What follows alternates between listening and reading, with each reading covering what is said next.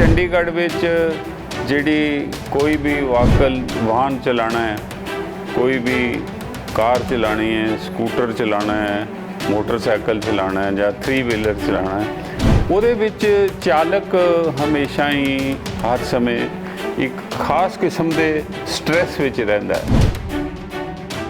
ਇੰਨੀ ਥੋੜੀ ਡਿਸਟੈਂਸ ਤੱਕ ਕੈਮਰੇ ਲੱਗੇ ਹੋਏ ਹਨ ਕਿ ਤੁਸੀਂ ਓਵਰ ਸਪੀਡ ਹੋ ਤਾਂ ਫਸ ਜਾਂਦੇ ਹੋ, ਜੇ ਤੁਸੀਂ ਕੋਈ ਜਿਹੜੀ ਰੈੱਡ ਲਾਈਟ ਹੈ ਉਸ ਨੂੰ ਕ੍ਰਾਸ ਕਰ ਲਿਆ ਤਾਂ ਫੜ ਗਏ।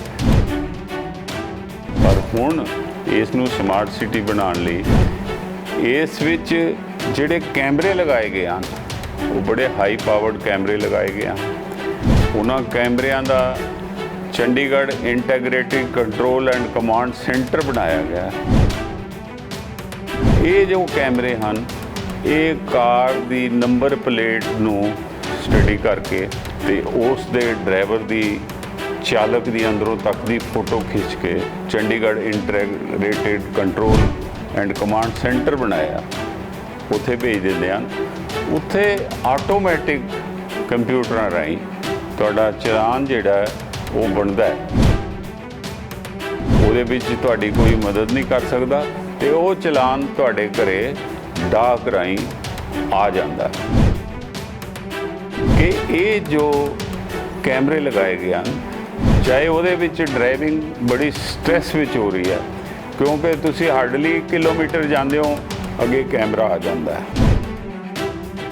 ਕਿ ਜਦੋਂ ਲੋਕੀ ਪੰਜਾਬ ਤੋਂ ਆਉਂਦੇ ਹਨ ਜਾਂ ਹਿਮਾਚਲ ਤੋਂ ਆਉਂਦੇ ਹਨ ਜਾਂ ਹਰਿਆਣੇ ਤੋਂ ਆਉਂਦੇ ਹਨ ਤੇ ਉੱਥੇ ਇਸ ਕਿਸਮ ਦੇ ਇੰਨੇ ਜ਼ਿਆਦਾ ਸ਼ਹਿਰਾਂ ਵਿੱਚ ਕੈਮਰੇ ਨਹੀਂ ਲੱਗੇ ਹੋਏ। ਉਹਨਾਂ ਦੀ ਡਿਟੈਕਸ਼ਨ, ਉਹਨਾਂ ਦੀ ਪਹਿਚਾਣ ਕਿ ਉਹ ਕਿਸ ਤਰ੍ਹਾਂ ਡਰਾਈਵਿੰਗ ਕਰ ਰਹੇ ਹਨ ਉਹ ਇੰਨੀ ਜ਼ਿਆਦਾ ਨਹੀਂ ਹੁੰਦੀ। ਮੈਂ ਹਾਂ ਚੰਚਲ ਮਨੋਹਰ ਸਿੰਘ, ਮੇਰੇ ਦੋਸਤਾਂ ਦਾ ਇਸ ਚੈਨਲ ਵਿੱਚ ਬਹੁਤ ਸਵਾਗਤ ਹੈ।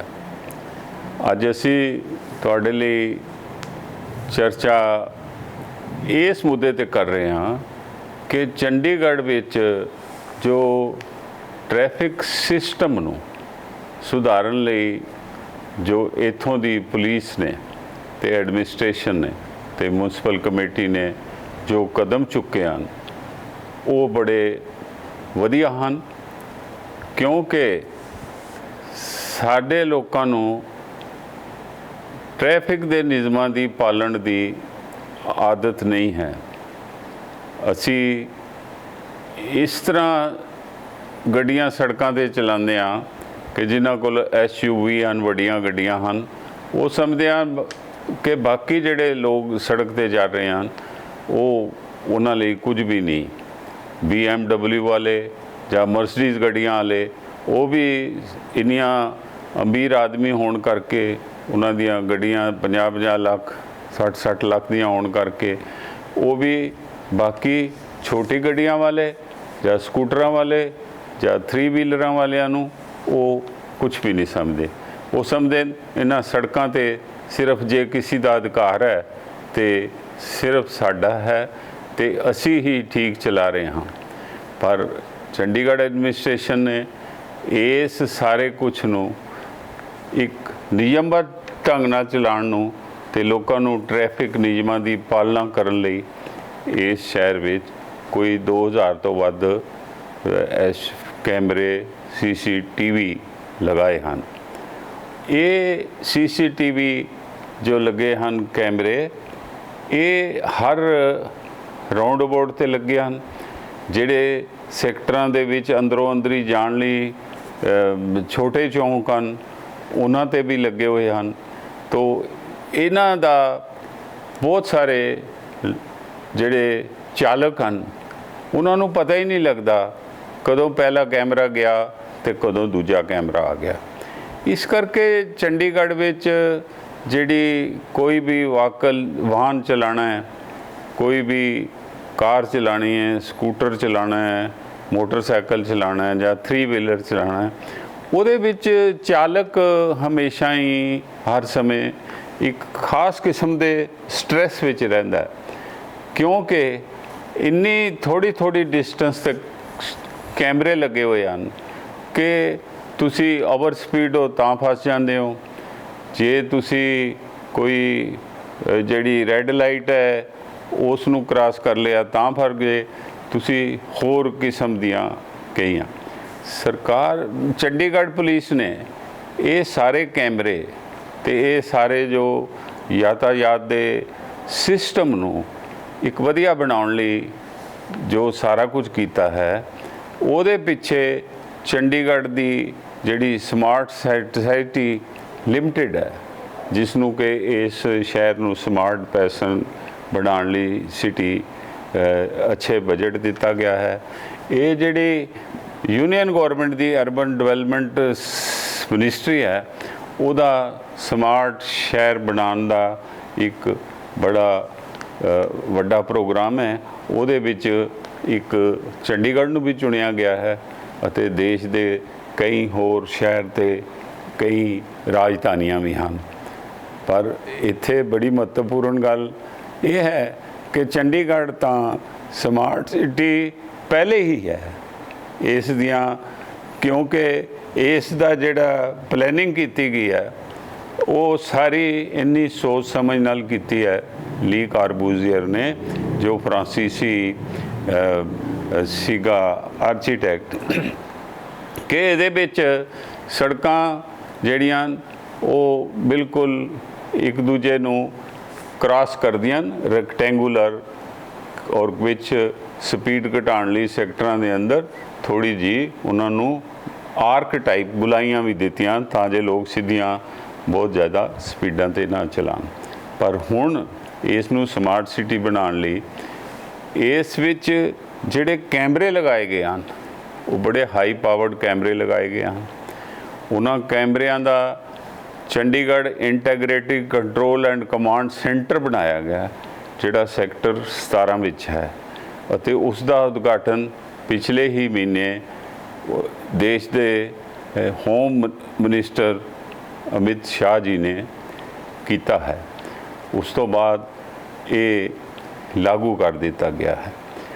ਹੁਣ ਉਹਦੇ 'ਚ ਲੋਕਾਂ ਨੂੰ ਡਾਕ ਰਾਹੀਂ ਉਹਨਾਂ ਦੇ ਚਲਾਨ ਦੇ ਕਾਗਜ਼ ਘਰੇ ਹੀ ਆ ਜਾਂਦੇ ਹਨ।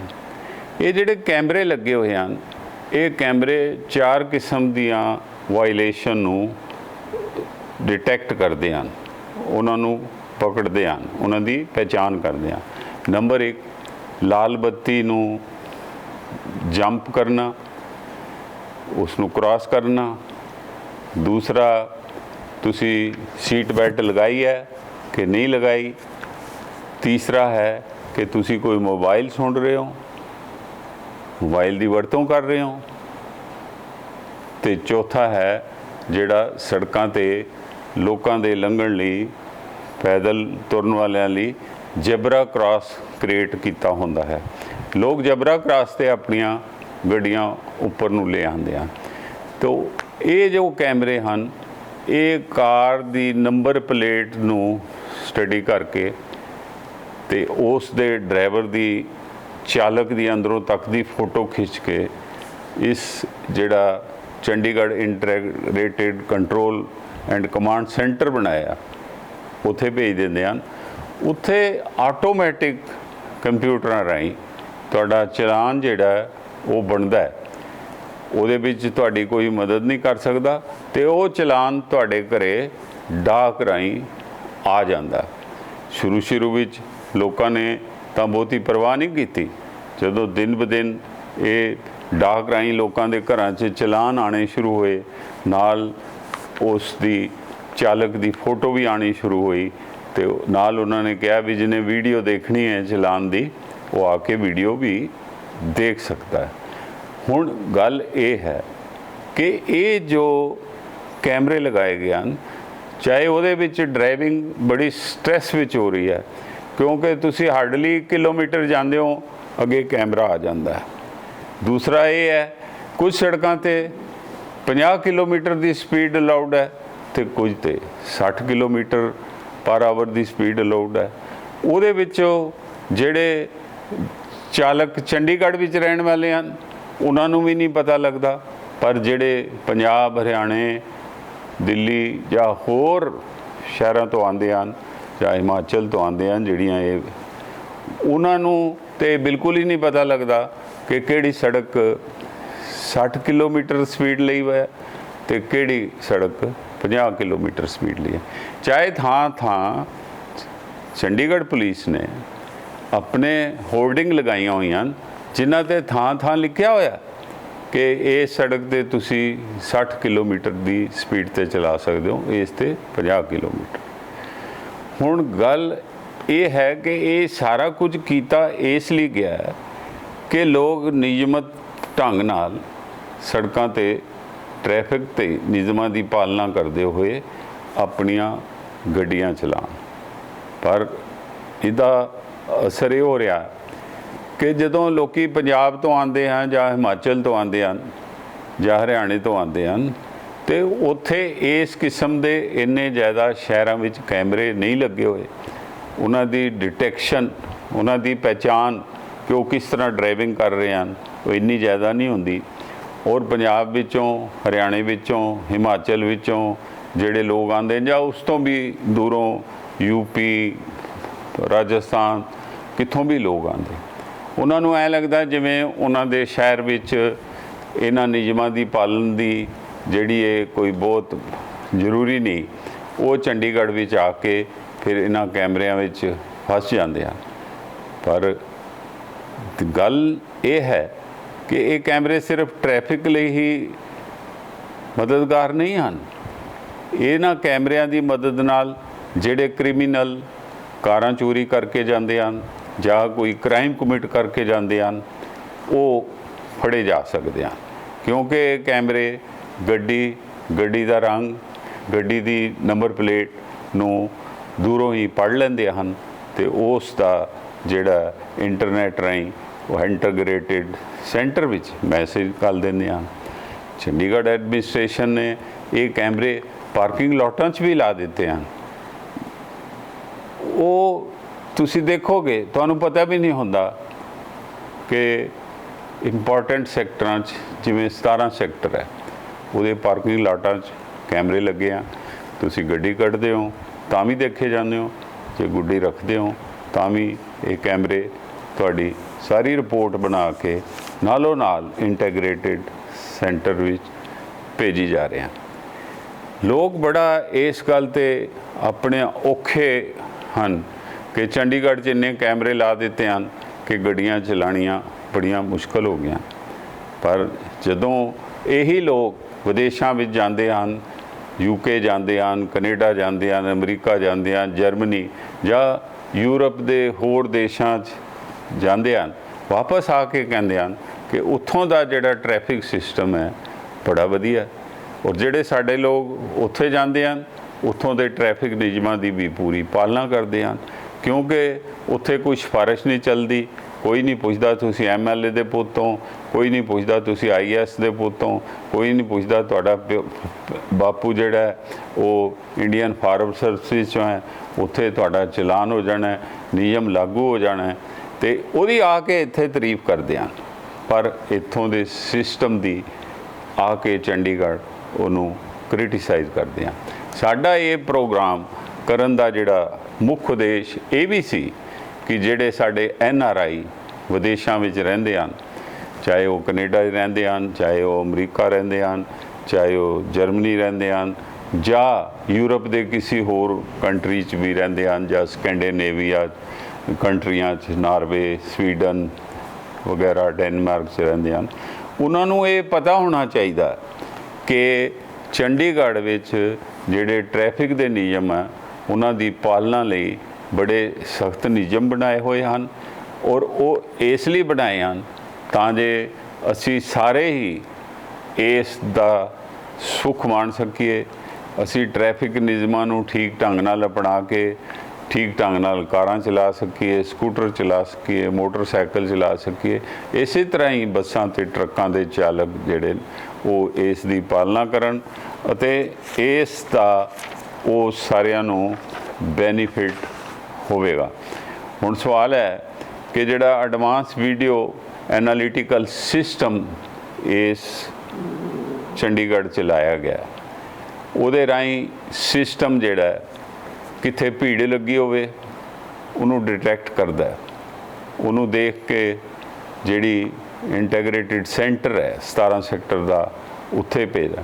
ਕਿੱਥੇ ਲਾਵਾਰਸ ਸਮਾਨ ਪਿਆ ਹੋਵੇ, ਜਿਵੇਂ ਕਿਸੇ ਦਾ ਬੈਗ ਪਿਆ ਹੋਵੇ ਜਾਂ ਕੋਈ ਗੈਰ ਕਾਨੂੰਨੀ ਢੰਗ ਨਾਲ ਪਾਰਕਿੰਗ ਕਰ ਗਿਆ ਹੋਵੇ, ਉਹ ਸਾਰੀ ਚੀਜ਼ ਨੂੰ ਖੋਜ ਕੇ ਪਛਾਣ ਕਰਕੇ ਉਹ ਇਸ ਦਾ ਇਨਫੋਰਮੇਸ਼ਨ ਜਿਹੜਾ ਹੈ ਉਹ ਉਸ ਸੈਂਟਰ ਨੂੰ ਦਿੰਦਾ। ਉਸ ਸੈਂਟਰ ਵਿੱਚੋਂ ਆਪਣੇ ਆਪ ਕਾਰਵਾਈ ਹੁੰਦੀ ਹੈ। ਉਸ ਸੈਂਟਰ ਵਿੱਚ ਬੜੇ ਥੋੜ੍ਹੇ ਪੁਲਿਸ ਅਫਸਰ ਲੱਗੇ ਹੋਏ ਹਨ। ਉਹਦੇ ਵਿੱਚ ਬੜੇ ਟੈਕਨੀਕਲ ਬੰਦੇ ਹੀ ਕੰਮ ਕਰਦੇ ਹਨ, ਜਿਨ੍ਹਾਂ ਦਾ ਸਾਫਟਵੇਅਰ ਨਾਲ ਕੰਮ ਹੈ, ਸਾਫਟਵੇਅਰ ਇੰਜੀਨੀਅਰ ਹਨ ਜਾਂ ਜਿਹੜੇ ਕੰਪਿਊਟਰਾਂ ਰਾਹੀਂ ਡਾਟਾ ਆਬਜ਼ਰਵ ਕਰਕੇ ਦੇਖਦੇ ਹਨ ਕਿ ਚਲਾਨ ਠੀਕ ਕੱਟੇ ਜਾ ਰਹੇ ਹਨ ਔਰ ਚਲਾਨ ਠੀਕ ਪੋਸਟ ਹੋ ਰਹੇ ਹਨ।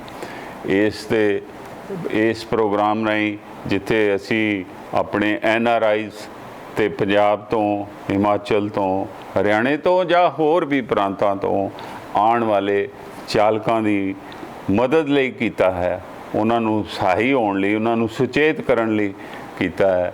ਉੱਥੇ ਸਾਨੂੰ ਇਹਦੀ ਇਹ ਖੁਸ਼ੀ ਵੀ ਹੋਈ ਹੈ ਕਿ ਚੰਡੀਗੜ੍ਹ ਆਪਣੇ ਜਿਹੜੀ ਪੁਲਿਸ ਹੈ ਉਹ ਇਹ ਕਰ ਰਹੀ ਹੈ। ਪਰ ਇੱਥੇ ਮੈਂ ਇੱਕ ਚੀਜ਼ ਬੜੀ ਪੁਲਿਸ ਨੂੰ ਵੀ ਦੱਸਣਾ ਚਾਹੁੰਦਾ, ਜਿੱਥੇ ਪੁਲਿਸ ਵਾਲੇ ਚਲਾਨ ਕਰਦੇ ਹਨ ਉਹਦੀ ਇੱਕ ਥਾਂ ਨਿਸ਼ਚਿਤ ਹੋਣੀ ਚਾਹੀਦੀ ਹੈ। ਜਿੱਥੇ ਚਲਾਨ ਦਾ ਪੈਸੇ ਲਏ ਜਾਂਦੇ ਨੇ, ਕਿਉਂਕਿ ਹੁਣ ਸਾਰਾ ਕੁਝ ਆਨਲਾਈਨ ਹੁੰਦਾ, ਤੁਹਾਡਾ ਚਲਾਨ ਹੋਇਆ ਤੇ ਪੁਲਿਸ ਡਿਊਟੀ ਵਾਲੇ ਨੇ ਤੁਹਾਡੇ ਤੋਂ ਪੈਸੇ ਲੈ ਲੈਣੇ। ਉਹਦੇ ਕੋਲ ਕਾਰਡ ਵਾਲੀ ਮਸ਼ੀਨ ਵੀ ਹੈ, ਤੁਹਾਡਾ ATM, ਪੇ ਟਾਈਮ ਕੋਈ ਵੀ ਹੈ ਤੁਹਾਡਾ, ਉਹ ਜਿੱਥੇ ਉਹਨਾਂ ਨੇ ਪੈਸੇ ਲੈਣੇ ਉਹਦੀ ਇੱਕ ਥਾਂ ਨਿਸ਼ਚਿਤ ਕੀਤੀ ਜਾਏ ਰਾਉਂਡ ਅਬਾਊਟਾਂ ਦੇ ਨੇੜੇ। ਉਹਦੇ ਉੱਪਰ ਵੀ ਕੈਮਰੇ ਹੋਣੇ ਚਾਹੀਦੇ ਨੇ ਤਾਂ ਜੋ ਇਹ ਵੀ ਦੇਖਿਆ ਜਾਏ ਕਿ ਕੋਈ ਪੁਲਿਸ ਕਰਮਚਾਰੀ ਕਿਸੇ ਤੋਂ ਨਜਾਇਜ਼ ਫਾਇਦਾ ਨਾ ਉਠਾਏ। ਤੇ ਕਿਉਂਕਿ ਹੁਣ ਪੈਸੇ ਦੇਣ ਦਾ ਲੈਣ ਦਾ ਬਕਾਇਆ ਹਿਸਾਬ ਕਿਤਾਬ ਸਾਹਮਣੇ ਹੀ ਚੱਲਦਾ ਹੈ, ਉਹਦੀ ਕਈ ਬੰਦੇ ਕੈਸ਼ ਪੇਮੈਂਟ ਕਰਦੇ ਨੇ। ਤਾਂ ਇਸ ਲਈ ਇਹ ਬੜਾ ਮੁਸ਼ਕਲ ਹੈ ਇਹ ਜਾਣਨਾ ਕਿ ਵੀ ਇਹ ਜਿਹੜੀ ਪੈਸੇ ਲੈ ਰਿਹਾ ਇਹ ਬਿਨਾਂ ਚਲਾਨ ਕੀਤੇ ਲੈ ਰਿਹਾ ਪੁਲਿਸਮੈਨ ਕਿ ਇਹ ਬੜੀ ਜੈਨੂਅਨ ਪੇਮੈਂਟ ਹੋਲੀ। ਇਸ ਲਈ ਸਾਨੂੰ ਚਾਹੀਦਾ ਇਹ ਹੈ ਕਿ ਇਹਨਾਂ ਲਈ ਪੁਲਿਸ ਡਿਪਾਰਟਮੈਂਟ ਇੱਕ ਥਾਂ ਨਿਸ਼ਚਿਤ ਕਰੇ ਹਰ ਰਾਉਂਡ ਅਬਾਊਟ ਦੇ ਕਿ ਉਸ ਥਾਂ 'ਤੇ ਹੀ ਲਿਆ ਕੇ ਬੰਦੇ ਨਾਲ ਉਹਦਾ ਚਲਾਨ, ਉਹਦੀ ਪੇਮੈਂਟ, ਉਹਦਾ ਜੋ ਵੀ ਕਾਰਵਾਈ ਕਰਨੀ ਹੈ ਉੱਥੇ ਕੀਤੀ ਜਾਏ, ਤਾਂ ਜੋ ਉਸ ਸਮੇਂ ਡਿਊਟੀ 'ਤੇ ਬੈਠੇ ਹੋਏ ਲੱਗੇ ਹੋਏ ਜਿਹੜੇ ਹੈਗੇ ਪੁਲਿਸ ਕਰਮਚਾਰੀ ਉਹਨਾਂ ਉੱਪਰ ਵੀ ਨਿਗਰਾਨੀ ਰਹੇ। ਇਸ ਦੇ ਨਾਲ ਹੀ ਅਸੀਂ ਇਸ ਨੂੰ ਇੱਥੇ ਸਮਾਪਤ ਕਰਦੇ ਹਾਂ। ਧੰਨਵਾਦ। ਫਿਰ ਹਾਜ਼ਰ ਹੋਵਾਂਗੇ ਇਸ ਤੋਂ ਅਗਲਾ ਪ੍ਰੋਗਰਾਮ ਲੈ ਕੇ। ਪਰ ਮੈਂ ਇੱਥੇ ਸਾਰੇ ਦਰਸ਼ਕਾਂ ਨੂੰ ਬੇਨਤੀ ਕਰਾਂਗਾ ਕਿ ਮੈਨੂੰ ਉਹ ਆਪਣੇ ਸੁਝਾਅ ਭੇਜਣ ਤਾਂ ਜੋ ਮੈਂ ਜੋ ਪ੍ਰੋਗਰਾਮ ਕਰਦਾ ਇਸ ਨੂੰ ਮੈਂ ਹੋਰ ਇੰਪਰੂਵ ਕਰ ਸਕਾਂ। ਉਹਨਾਂ ਦੇ ਦਿੱਤੇ ਹੋਏ ਸੁਝਾਵਾਂ ਦੀ ਮੈਂ ਤਹਿ ਦਿਲੋਂ ਆਦਰ ਕਰਕੇ ਉਸ ਨੂੰ ਆਪਣਾ ਪ੍ਰੋਗਰਾਮ ਨੂੰ ਹੋਰ ਵਧੀਆ ਬਣਾਉਣ ਲਈ ਮੈਂ ਉਹਨੂੰ ਆਪਣੇ ਪ੍ਰੋਗਰਾਮ ਦਾ ਹਿੱਸਾ ਬਣਾਵਾਂਗਾ। ਇਸ ਕਰਕੇ ਮੇਰੀ ਤੁਹਾਨੂੰ ਸਾਰੇ ਦਰਸ਼ਕਾਂ ਨੂੰ ਇਹ ਬੇਨਤੀ ਹੈ ਕਿ ਤੁਸੀਂ ਮੇਰੇ ਇਸ ਪ੍ਰੋਗਰਾਮ ਦੇ ਵਿੱਚ ਜੋ ਜੋ ਨੁਕਸ ਹਨ ਉਹਨਾਂ ਸਾਰਿਆਂ ਬਾਰੇ ਮੈਨੂੰ ਸਮੇਂ-ਸਮੇਂ ਦੱਸਦੇ ਰਹੋ ਤਾਂ ਜੇ ਅਸੀਂ ਇਸ ਪ੍ਰੋਗਰਾਮ ਨੂੰ ਹੋਰ ਇੰਪਰੂਵ ਕਰ ਸਕੀਏ। ਧੰਨਵਾਦ।